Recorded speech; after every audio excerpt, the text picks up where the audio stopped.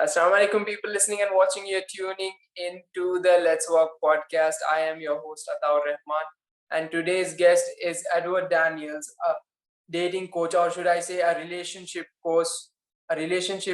coach, all the way from the UK. And I'm glad to have him on the podcast, and he'll be sharing his journey. So, Edward, thank you for being here, man. I look forward to learning a lot from you. Yeah, man, it's really great to be here. Like you said, dating and relationship, it's all kind of the same, really. Once you get an amazing dating life, it gives you great opportunities to get into great relationships. So it's part and parcel, really. Wow. So we start the podcast every episode with a controversial question. So the controversial question I have for you is reading books versus having mentors. That's a great question, man. And when you think about it, right? When I started, I would read a lot of books because I didn't have too much money, right? So at the time, I couldn't really get mentors. I couldn't really afford that kind of stuff. So I'd read a lot of books. I use Audible. I'm not the best reader, so I would listen. So on Audible, I'd be listening. I'd listen to usually on like 2.5 or 3 times speed, which is kind of crazy, especially if you first do it. But I slowly built it up, and I'd listen to a lot of books. It'd be very powerful. But saying that, it built a solid foundation of knowledge, but it wasn't specific knowledge, which meant that if I wanted a certain result, maybe it was with my business or maybe it was with relationships, I'd have to try 10 different books to kind of get a result. It was a lot longer. And while building that base knowledge was really useful, and I still recommend it, I still listen to audiobooks all the time, getting a mentor meant much quicker results, whether it was with relationships and dating or whether it was with business. Having a mentor and having that specific knowledge was much more useful and meant that the result that maybe through books or some other way would have taken a year or a year and a half or maybe 2 would take a few months to get that specific result and really get it rolling. So it really depends what you want. Building that base knowledge is going to be so huge with books, with reading or Audible, but actually having a mentor is so much more useful if you want a specific result. Maybe it's with your dating life, maybe it's with fitness, getting a personal trainer, or maybe it's with business. Whatever it is, having that specific result and mentor is always the best way. So talking about mentors, so people always have this question, right? Where do I get the right mentors, or even how do I get mentors? So how do you go about it? Yeah, man. So a mentor relationship is always got to have, a win-win, right? It's got to have some sort of exchange. So first of all, the question was getting the right mentor. Well, what you should look is results-wise. So first of all, do they have a result that I want? There's no point having a business coach teaching you about relationships. It's not going to work, right? But if we instead, they've got the results you want, that's great. But you should also maybe look at where are they at in their journey, right? If you're just beginning, yeah, you could get like the best dating coach, but you don't necessarily need that. Maybe you actually just need someone who's a little bit ahead of you, which would actually mean financially you would probably, maybe pay less if that's what you're offering in return. But also they've been so much closer to where you're at right now. So for example, say you're good at what's like guitar. So say you're on your first few days of playing guitar. Someone who's been doing it for maybe 6 months might actually be better helping you through those first few days because they were so recently going it through themselves, right?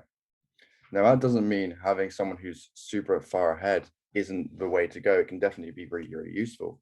But if you're looking to maybe save a little bit of money, go for someone who's maybe not lower down, not less skilled, but they've, just recently gone past the stage you're at. So maybe they're 6 months ahead of you or a year ahead of you or a couple years ahead of you, but not that 10-year gap.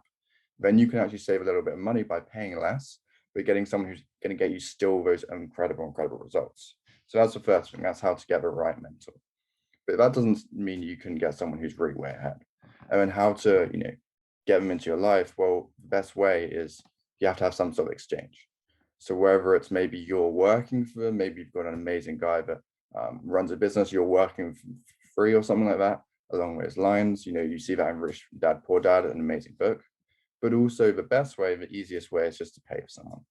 There's a lot of guys on Facebook or on Instagram, a lot of guys on YouTube who are doing incredible work and who get really good results within an 8-week or a 12-week period. And all you have to do is part ways with a bit of money, right? Maybe don't buy that video game or whatever that you are spending your money on, and maybe just invest in that mentor. And at the time, it can feel like, oh shit, should I do this? Should I not? But getting past that fear, I've got mentors in my life in many different areas. I've had many different mentors, and over time, I remember when I got one of my first mentors, I was actually, in debt at the time. I really couldn't afford it technically, but having that first business mentor had a huge ROI opportunity. I made like way more money than I put in, and it got me out of that debt, and it was so worth it. But even at the time, it was so scary, and there was that huge fear. So don't be scared to invest, but there is definitely other ways of getting mentors into your life, whether it's working for them, but it's always about that value exchange. It has to be win-win. Uh, uh, this makes a lot of sense. Like the point where you mentioned that you don't need a mentor who is in maybe at level 10, maybe you need a mentor maybe who's at level 5 while Yeah, you are still beginning. And exactly. that will also help you financially, and also like the learning curve, you are able to, just take the small bits and then slowly progress, because the person at level 10, he might be looking at very minute details which might be leading to huge problems, and he might be giving a lot of information and which might be like overwhelming. Exactly. And Exactly. this is where I feel that having a mentor maybe who is not maybe at his level 10, or maybe if he is at a smaller level, that it helps a lot. Yeah, exactly. And you talk a lot about abundance, and I have this question that is it actually like I understand the fact that, like, abundance is like, finding that you don't need the next book, the next coaching in order to find the next insight, and that everything is there, it's in the present, and it's within us. Correct me if I'm wrong on that. And but is it like, like at some point it feels like you're trying to fool yourself? Yeah, yeah, I get you. I get you. So what I found with this kind of mindset, right, is when you want to go forward in your life, maybe it's that amazing business opportunity or that amazing relationship that you want to pursue. Well, it usually either comes from two places, desperation or inspiration, right? Well, if it comes from desperation, while you may take a lot of action, usually it's a lot of activity, right? So you might be going into that interaction, or you might be trying to, fight for that business. And what you do is you take a lot of activity rather than action.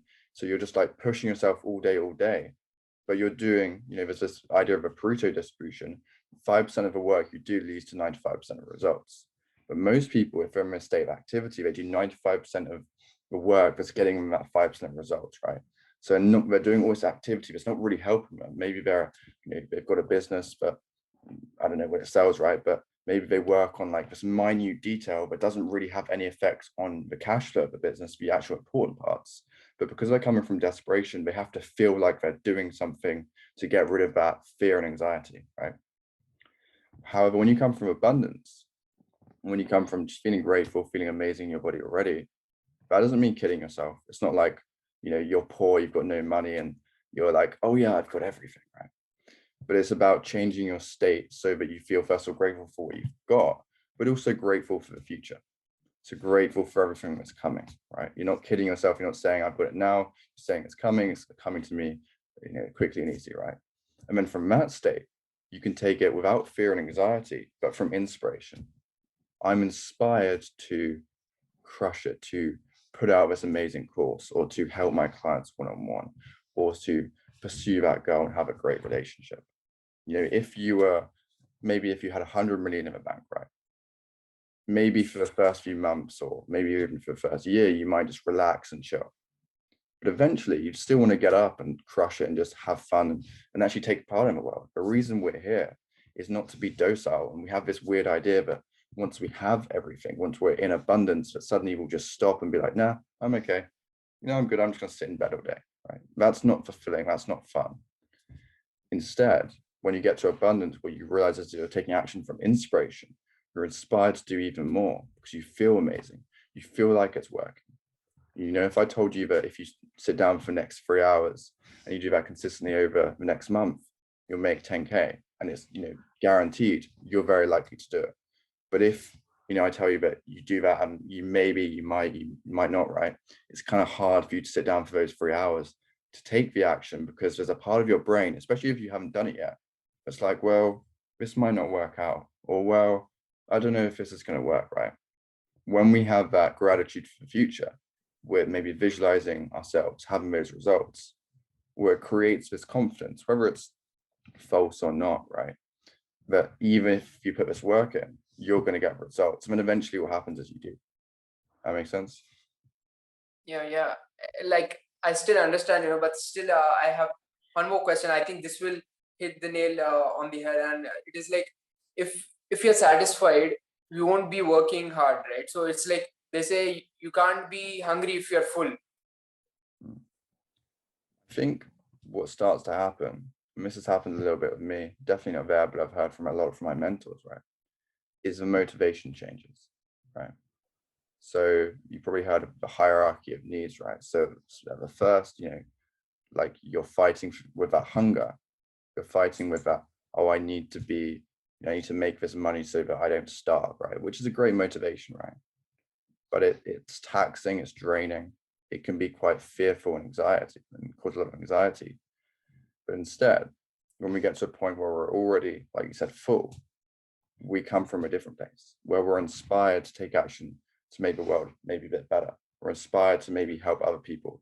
There's a term, there's a book called Spiral Dynamics. And I haven't read all of it, but I've heard it's a really amazing book. And I've heard the concepts of it, where we first go into this individual spiral, right, where we go upwards and we work on our own goals, we work on our own needs. Maybe we need that intimacy with a partner, or maybe we need that great business, whatever it is, right?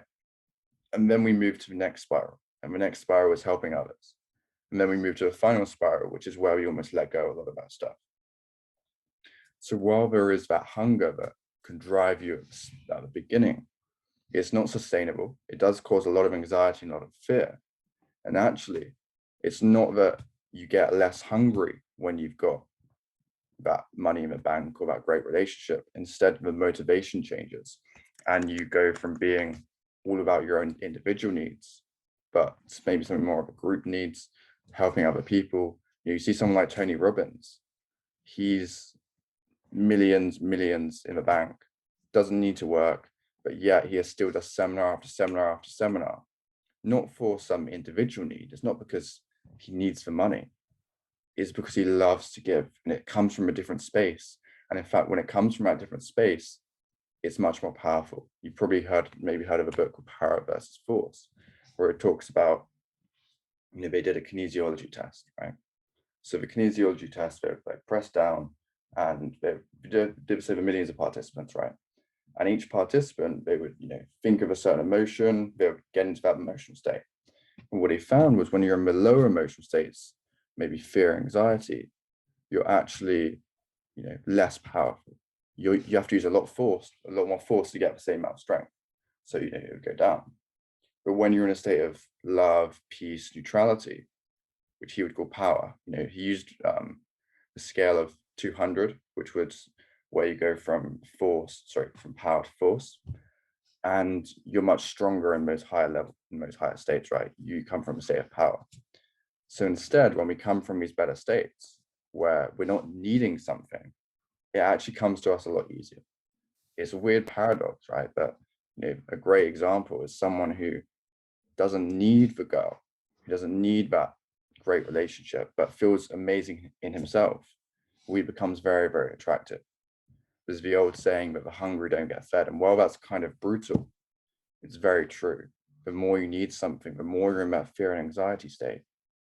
Even if you're working 10-hour days, you may get the results that you want, but it's always pushing through, rather than just happening naturally and easily. When you get into these states of power, it becomes much, much easier to get the results you want.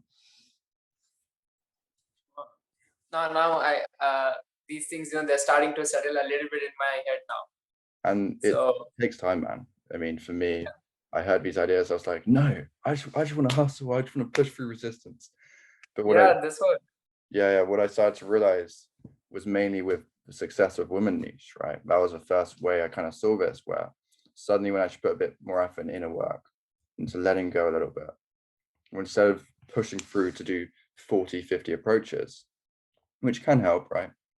Instead, I would go in and I would just have so much fun, but suddenly I was 10 times more attractive. even though I wasn't doing the technique or doing the line or doing the routine. Instead, I was just going in, relaxing, letting go, being free from outcome, just, free flowing with my words. It became very, very effortless. And it almost felt absolutely easy to get the results that I wanted when beforehand, when I was coming from that state of force, which you talked about earlier, it was almost like I was pushing through, pushing through, pushing through. Everything had to be hard. Whereas in these higher states, everything was just easy. And once I started seeing that in success of women, I started applying it to business, and the results were very similar. So that's interesting, Um, to tell me about how you help with your course, and how do you help people? Is it only with relationships, or relationships specifically with um, dating and whatnot, or is it like relationships in business, money and whatnot? How do you go about Yeah, man. So when I first started this, my first thing I did was meditation coaching, right? So that's how I started. And that's still very much a basis for what I teach now.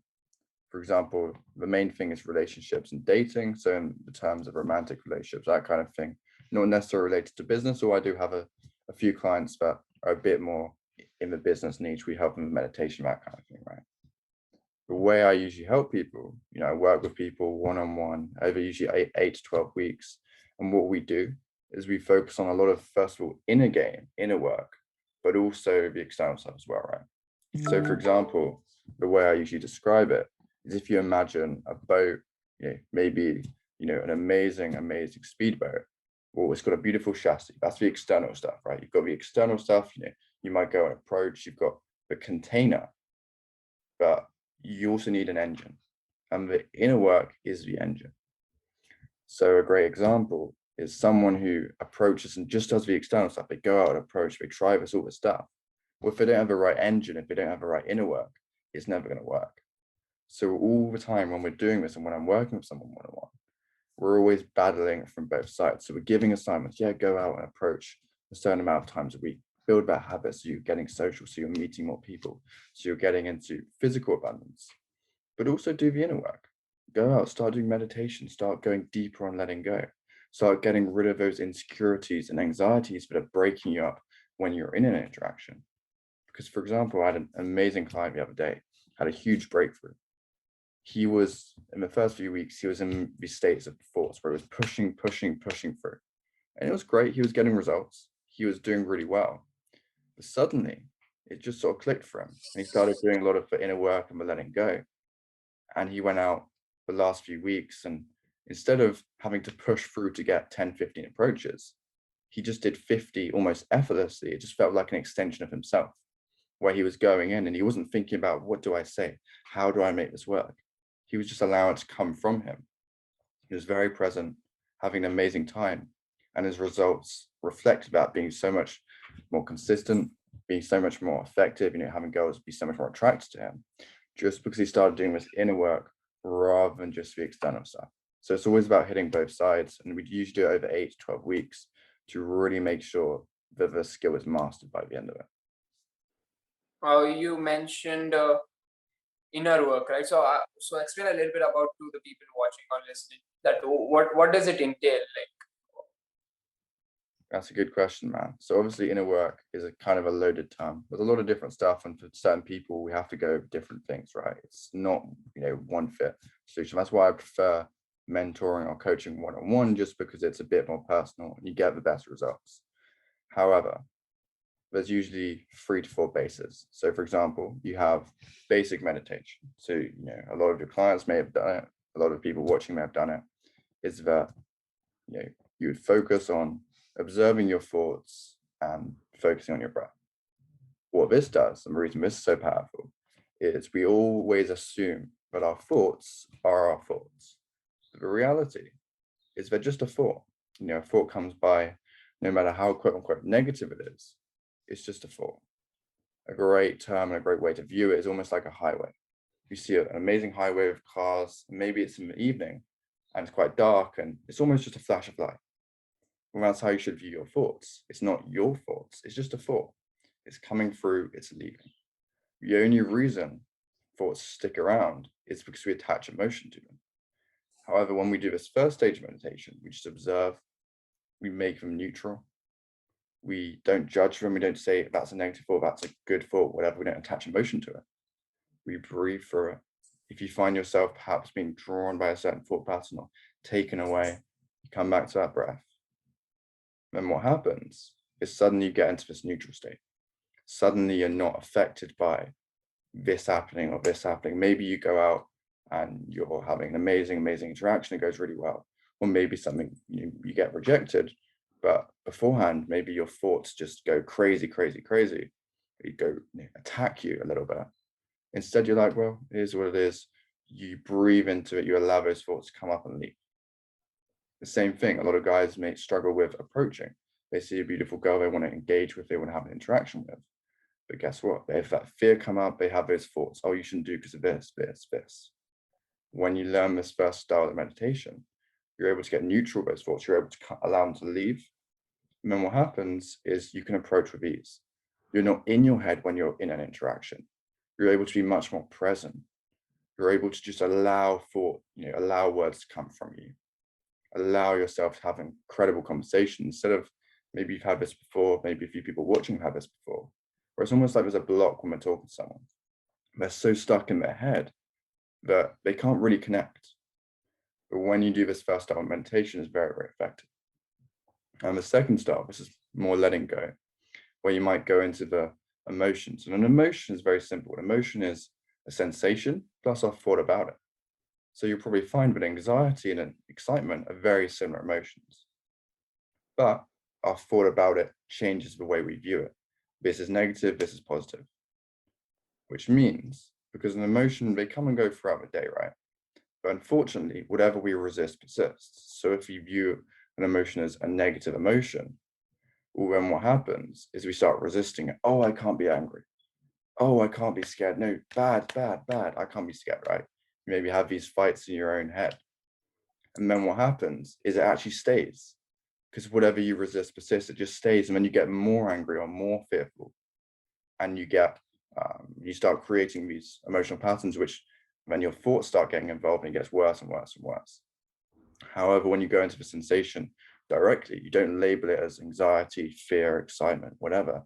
You just go into the sensation. You might do this over an hour. I do it a couple of hours a day, where I would simply go into the sensation, breathe into it, put that focus there. And then what you'll find is because you're making it neutral, you're not judging it, you're not saying it's bad or good, you're not resisting it. It leaves on its own.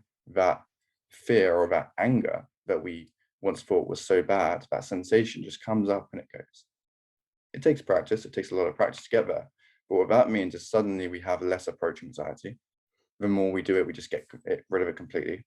Suddenly, a lot of those emotions, when perhaps we get rejected or something bad happens, or maybe the interaction isn't going as well. Maybe you've had that experience where you've been talking to a girl and it's kind of awkward.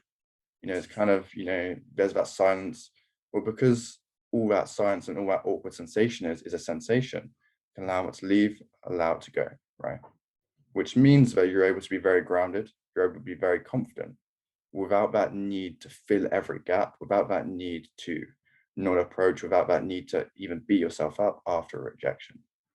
So that's the second one. And the third one is a bit more mainstream. Visualization can be really incredibly useful just because it allows you to change that emotional state. But these three basics, we've only gone over a brief summary, but when you do them religiously, daily, build habits around them and do them, specific one that's probably more tailored for you, it becomes very easy to get rid of common problems like that fear of approaching, to get out of your head when you're on a date, to really connect with someone and see if they're right for you without needing some validation from them, instead of feeling internally validated already. That makes sense. Yep. The most the thing which hit me the most, is I always, have seen this pattern in my life, and I'm sure, other people have seen that, whenever I wanted a thing, I wanted to win this competition, I wanted to be first in the class, I wanted to make it into the football team or whatever it was. Whenever I tried too hard for it, nothing happened. And then when I left left it there, I don't care about that, I'm going to focus just on playing. Suddenly I'm in the team. Yeah, exactly. It's weird, it's like super, super weird, and you mentioned this, that we attach our identity to the outcome, Yeah, right? exactly. And then when we let go of the outcome and we are content and satisfied with ourselves and take action for the sake of taking action, Yeah, and that is when things starts to click. exactly, man. And from that state as well, there's an old spiritual saying, and I'm going to try to remember it now, is you're not entitled to the result of an action, you're entitled to only the action, right? Which means that when you want a certain result, find out whatever habits are going to get you there. What is the way that someone who's been there before? That's why mentors are so useful. But don't get attached to the result. When you just put that focus on, maybe it's for a business, or you might find out that if you do this many posts or you do this kind of thing and you do these sales calls, that you'll get results. Put all that focus on, all right, I'm going to do these sales calls really well, or I'm going to do these posts to the best of my ability. And then what happens is you feel pride because it's something you have control over. Results, while you have control of the action, you don't necessarily have control of results. Sometimes luck does play a little bit into it. However, if you do the habits and you do the right action over a long enough period of time, results will always come in line, right? But if you get too attached to results, and what happens is most people, maybe they go for a month or two, or maybe even a week, and then they get so attached to results. And even if they're going 100 miles an hour and they don't get those results because they're trying to push it, they're trying to, they create that resistance. Well, then what happens is they give up, they quit, or they just create so much resistance that it's so hard for them to push through.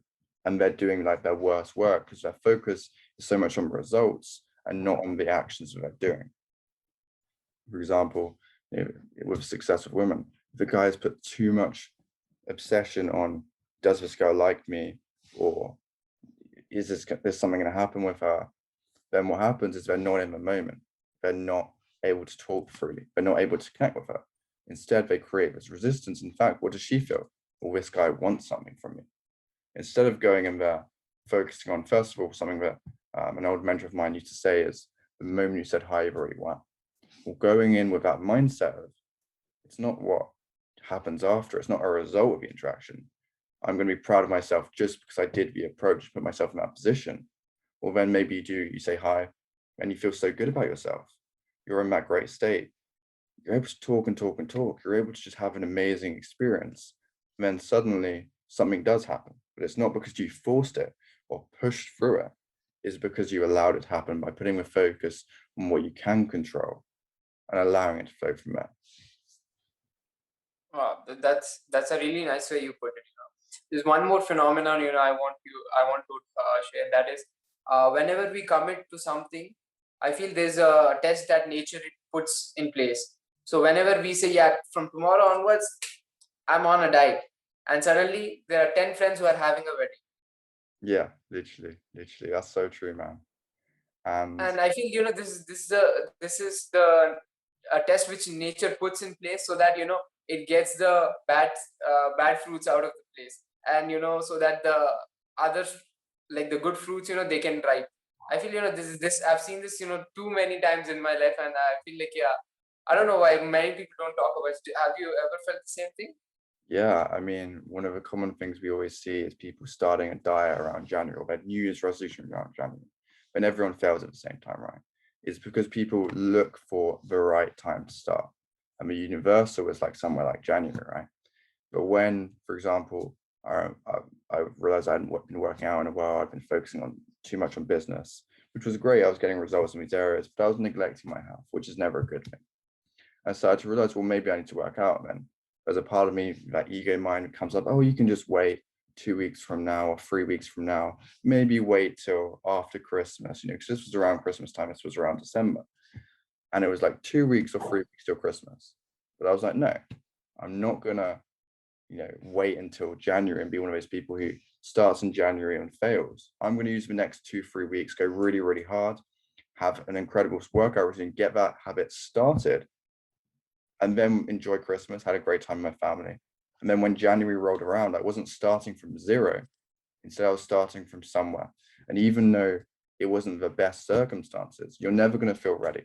You're never going to feel like this is the best time to do it. There's always going to be a reason why you can't. And you just have to push through it because it's never going to be the right time. You have to make it the right time. And even if something that, like you said, a wedding came up when you want to start a diet, well, that's one day, right? Or maybe it's a week. All you have to do is start the habit. Then even if you have a week of that's not perfect, you won't be starting from zero. You'll be starting from at least 1, 2, 3, right? And it's so much easier. And like you said, it does separate, the crumb from a crop. And when you allow yourself to be one of those people who does shine through, that's when you'll start seeing results that other people won't get. Yeah, totally, man. I've seen that, in your post you read a lot of books. Okay, so like if there's one book you would recommend, what would that be? Yeah, there's so many good books, man. There's quite a few. I wanna do.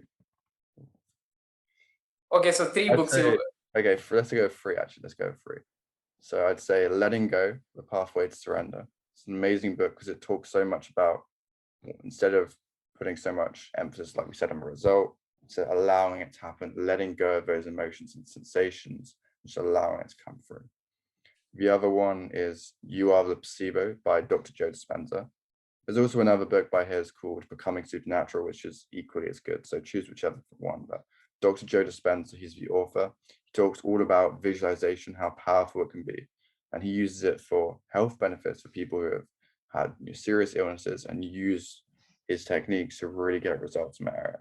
And I highly, highly recommend it because he talks a lot about quantum physics, all of this stuff that I really can't explain very well. But he talks about it in so much more in depth and so much more enlightening. And the third one, this is a difficult one because there's so many good books and there's a lot of external stuff that can be really useful. But I would have to say The Way of Superior Man. So if you've heard of it, it's by David Deida, and it's very, very powerful because it talks a lot about how someone who comes from a masculine place, a man, should live in the world, right? And it comes from a place of mixing spirituality with the external world, right? 'Cause sometimes if it's just a book that's very spiritual, it can be useful, but can be a bit, esoteric, not very practical. Way of Superior Man talks about how you should live, living on your edge, going forward with your first goal and then allowing the others to come up. One of the really good concepts that a lot of people and a lot of traps people fall into is they want to find their purpose. Why am I here? What is my ultimate goal? What David Yader talks about is you should go 100% with whatever comes up right now, whatever your main goal is right now, whatever your main purpose is right now. And it's almost like one of those dolls, right? You get the first skin off, and then the second, and then the third, because maybe you complete that first goal, it doesn't feel that great, but then another one comes up, and you complete that, and then it doesn't feel that great, then the third one comes up until you finally get to your main purpose. But it starts by building these first initial wins, these first initial purposes at the start of your life until you find that main one right at the end. And that's really, really powerful. It talks about in The Way of Superior Man. So I'd say Letting Go, The Way of Placebo, The Way of Superior Man, and You Are Placebo. Those are three best, and I'd highly recommend them. Talking about the way of the superior man, do you think that the statement that men today are getting soft, like what's your take on that statement? Say that again, sorry. That men today are soft due to indulging in whether it's substance abuse or adult content or whatnot. So do you think that this is making men soft, or like basically feminizing them, or making reducing their masculinity in any way, shape, or form? Yeah, I think that's definitely a problem. One of the biggest problems is escapism. Video games, Netflix, substance abuse, alcohol, eating too much. It doesn't come from a place of feeling lazy. If you felt incredible at that moment, you probably wouldn't divulge into that, right? That doesn't mean that at certain points you can't, watch something cool on Netflix with a great girl, or maybe go to an epic restaurant and have some, food that's maybe not good for you. But what it means is that if you're ever in a point where you're coping, where you're doing it to not feel, so maybe you're your purpose isn't going that well, or maybe you're kind of avoiding it and you're trying to use your stuff to escape, that's when it's a problem. And it's because most people, they don't know how to deal with negative emotions, right? It's because, like we talked about, they always resist them a bit, which means they have to escape. So resist, escape, resist, escape. Resist, watch Netflix. Oh, I feel like stressed out about this assignment, watch Netflix. Oh, I feel stressed out about my business, I'm gonna eat something. Or maybe my girlfriend dumps me, oh, I'm gonna watch porn, right? All of this stuff is escape. But when you master your inner world, where you're able to actually work with those emotions, accept them, allow them to leave, you become stronger. You become stronger internally, which always manifests itself externally. It's not about pushing yourself down. It's not about resisting all this stuff, which is where there's definitely, traditional masculinity does have its flaws, but there's also the way that where we're moving too much in the other direction of just escapism, just into this indulgence, which is terrible as well. It's about having a middle way, about, accepting the emotions that come up, don't resist it, and don't just fight through it, push through it, and be super tight, allowing it to come up, but also allowing it to leave and dealing with it properly, going into it, doing a bit more of a spiritual way where you might bring these emotions up, bring these sensations up. And I probably shouldn't have used the term spiritual because it's not. It's much more just, it's very basic, going into those sensations, allowing them to come up and allowing them to leave. When you do that, well, suddenly you have a new way where you can deal with your emotions, where you don't need to escape with porn, with, Netflix, with whatever. And you can actually be strong coming from within, not just forcing yourself to look super tight, super stressed out, super strong, when it's actually that internal strength that really shines through. That makes sense. Do you think there's this notion with letting go, right? That uh, it's sort of more emotion, like it gets like all your emotions, or it's making you sort of a more feely person, or men should be like hard, and these Def- emotions, these are not for men or something like that. Do you think there's this notion like? yeah, that's definitely that. And I think it's just a misconception, right? Most people, when they're told to go into their emotions, they automatically go to this idea of expressing your emotions.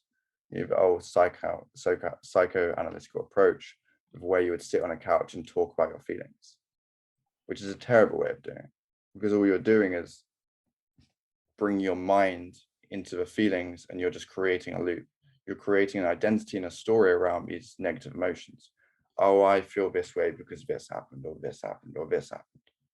And while that can have some benefits, actually going into the sensation and viewing it more as neutral, bringing it up and letting it go, is a much better way, because you're not being, you're not sitting around moping about it all the time. You're allowing yourself to feel it.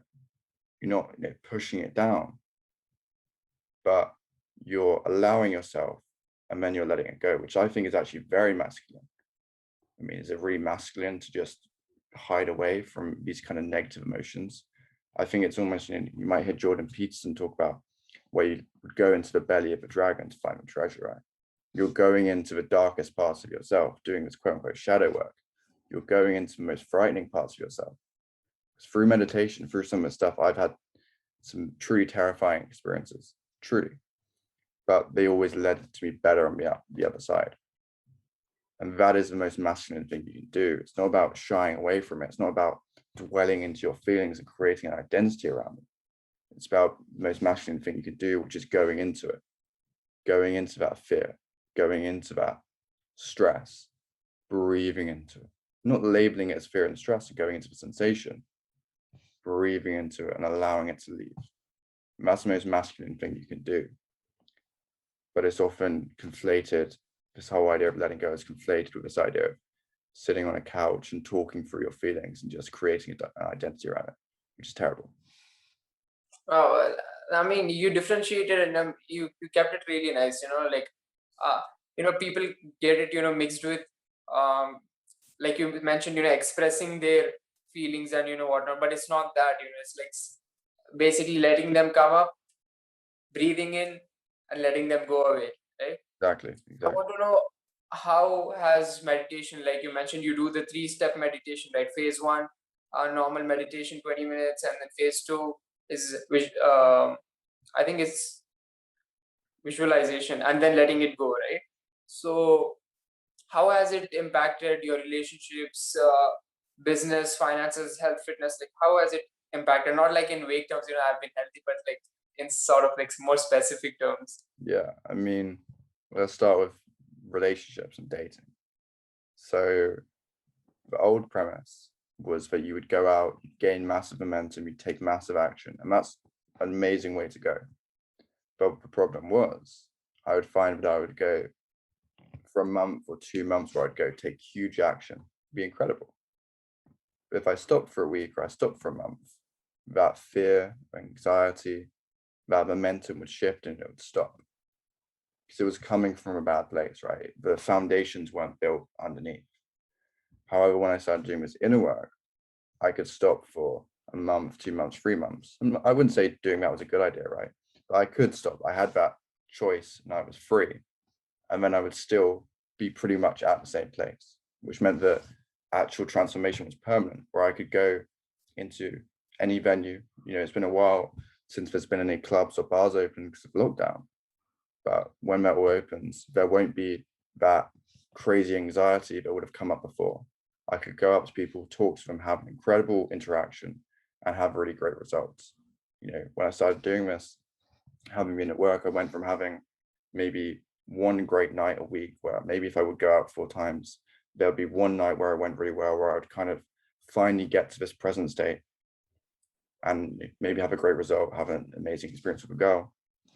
But instead, when I started doing this inner work, it'd be very consistent where pretty much every night I could get into this very social flow state. I'd have an amazing experience, have an amazing time with everyone, and then maybe have something more with a specific girl, eventually getting into a relationship as well. The same thing happened with business. I started doing this inner work. I went from making, pretty much nothing, making a couple of hundred a month, to making a few thousand, going for that 10K, very, very close to it. And it all started with that inner work. It started with going within, building those foundations to get results that you want. And it's only when I started doing this stuff that the external became very easy. We often think that we need to do this, this, this, and this, but usually it's a set steps that you can do every day. And the only thing that's keeping you from getting the success is time and the way you view it. A lot of people, they actually do, quote unquote, self-sabotage because they might start a habit for a week or two, but when they don't see instant results, which they're not going to because it takes time, they get frustrated. They start worrying, is this the right thing? Is this the right thing? And then they jump to the next thing, the next thing, the next thing. They've started 10 businesses and none of them worked. And it's always, a mentor of mine used to say, the grass is always greener, but the grass is only green if it's been looked after, right? You've got to make your own grass green. You've got to make your own farm green, and you've got to put in the work, be persistent. But a lot of getting success in certain areas, for example, relationships or dating or business, and I'm no expert at business, relation dating is more my forte. It was persistence. It was doing the same thing every single week and getting a little bit better every single week. But you can't do that without having the right mindset that's going to take you through that. And while also doing the inner work definitely helped as well, specifically with dating relationships, because it got a lot of that fear and anxiety, but it also meant I could connect with people very easily. Where instead of having that filter, a lot of guys, they might talk to someone who's particularly attractive, or maybe they're at a business meeting, maybe a sales meeting, they feel a little bit stifled. They might be thinking, is this good enough to say? Is this good enough to say? Is this good enough to say? When you start doing this inner work, you're instantly able to let go of a lot of that voice inside your head and a lot of that stifling. And it becomes very, very effortless to talk, create a conversation, and to really get results that you want, to get that great dating life, to get that great relationship, because you're not getting in your own way. Yeah, makes sense. Makes makes sense. Um, what do you think are like common mistakes that people make in relationships, like, and how can they avoid that? So the most common one with relationships is looking for someone to complete you. So you see this all the time with this, and it's by no fault of anyone's own, because it's like perpetrated through mainstream media, through the narrative. Oh, this girl's going to complete me. What is every Hollywood movie? Oh, she completes me. She makes my world worth living, right? Well, what does that imply? Well, it implies that when I'm single on my own, maybe I get rejected, maybe something like that happens, but I'm completely worthless and I'm not complete on my own, which means that you might go into every interaction or even in your relationship being needy, needing something from them, looking for something from them when they barely know you. You see a lot of guys who meet a girl once and they're in love with her. They don't know her. They've just put this huge halo effect on her. And then this has a huge effect where maybe they're looking for that completeness, and so is the girl. And then they create a toxic relationship where they both need stuff from each other, and it becomes very, very manipulative. Then the next thing is, once you're able to actually come from a state where your cup is already filled, where you're already complete, suddenly you might go out, maybe you go out meeting people, go to a bar or some venue, maybe even on the street, and suddenly the girl can feel that this guy is coming, he's talking to me, he's bringing a lot of value, he's looking for anything from me.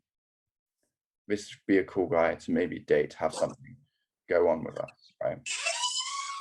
And it just comes from a state where you don't need it to happen. It comes with letting go.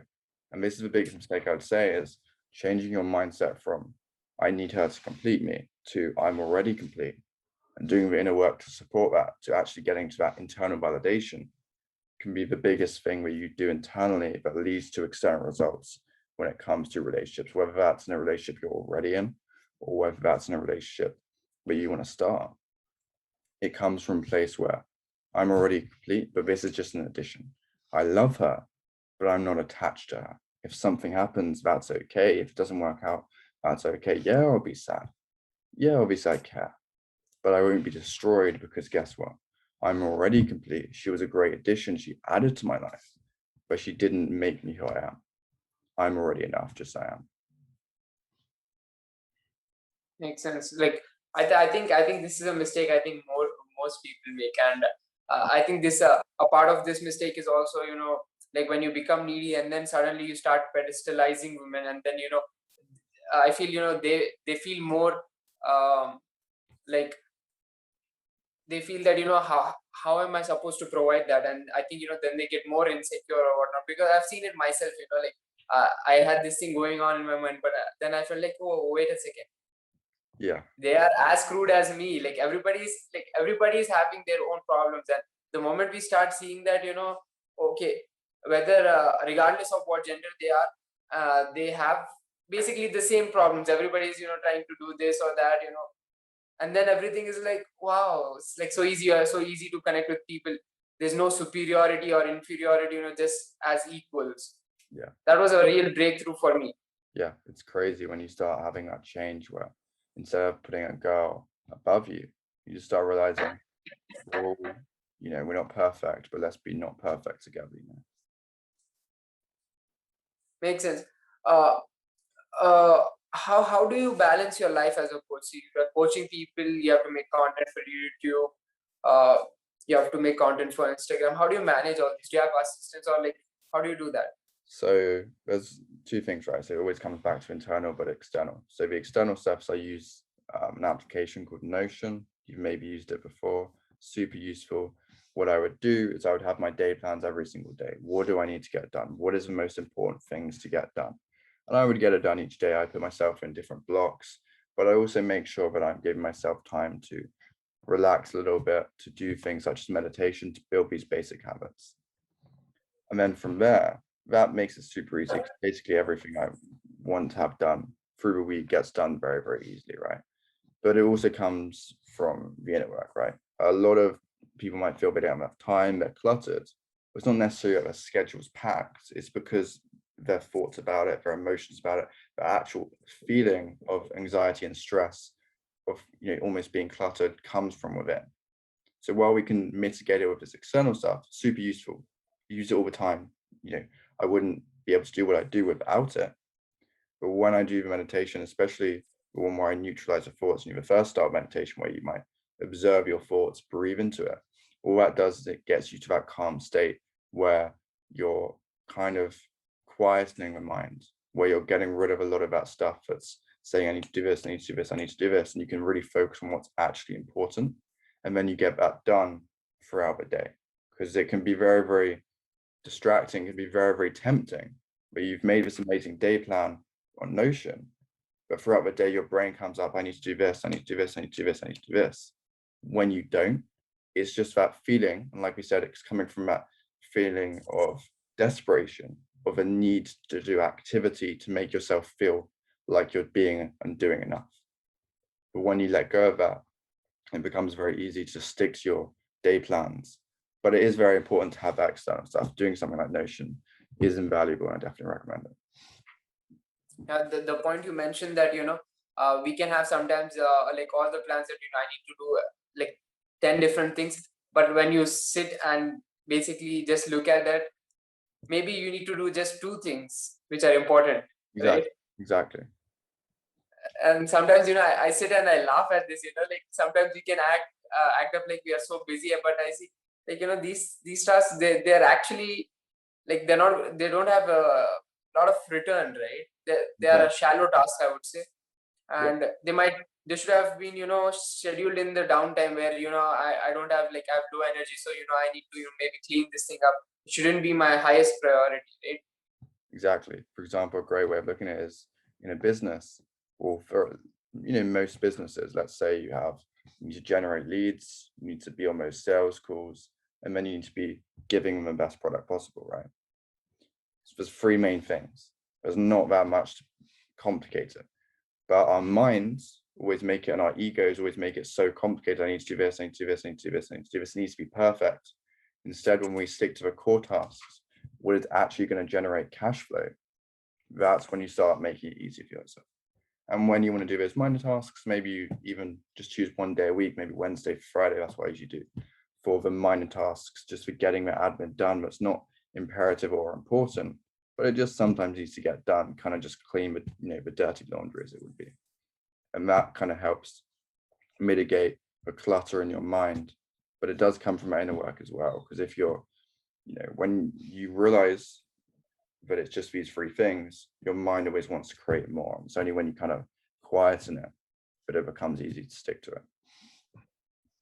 I went through your LinkedIn profile and I saw that you were enrolled in a university for a bachelor's in psychology. So does that have an effect on like the program you set up, like all the techniques and whatnot? Yeah, man. I mean, obviously, psychology is huge. It's very, very important. Like, there's a lot of techniques that I use from there. But at the end of the day, I always want to use the best stuff, right? I always want to use what works. It's like, when Bruce Lee would talk about martial arts, you get rid of what is not useful and use what is useful, burn the dead wood. So there's a lot of amazing stuff in psychology, but there's also a lot of dead wood. There's a lot of stuff that is not useful, but is just mental masturbation, but is not needed. Combining a lot of the psychology aspects with meditation and spiritual aspects, also getting rid of the dead wood of a lot of the spiritual stuff, because there's amazing stuff when it comes to meditation, to certain spirituality concepts, but there is also a lot of, quote unquote, spiritual bypassing.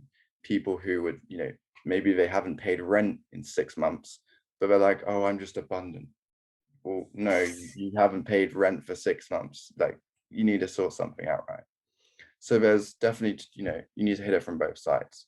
I think that's why something like David Decode's The Way of Superior Man is so good, because it combines a practical way of actually using spirituality, not just, spiritual bypassing. You might see people perhaps on Venice Beach who amazing people, very, very spiritual, but at the end of the day, they don't have a job, or they're not making any money with business. And then, while they may feel really good 24/7, well, they're just kicking on the beach, they haven't really actually changed their lives in the last 5 years. They've just felt a bit better, right? Now, that doesn't mean that we should go completely the other way, where we just do all the psychology and we just maximize productivity and we're just working, because then we don't really, we don't let go. We're too focused on results. We can block ourselves as well, but we also make for somewhat miserable lives. So it's always about that balance. So using what is useful from psychology that I learned, and obviously the books that I've read, and then also using what is useful from more esoteric meditation stuff, and just combining it to make sure that you get results. Because I don't really want some course or some program that's just a lot of nice information. At the end of the day, we stick to core principles and core techniques and habits, and we just go deeper and deeper and deeper on them to get the results that you want.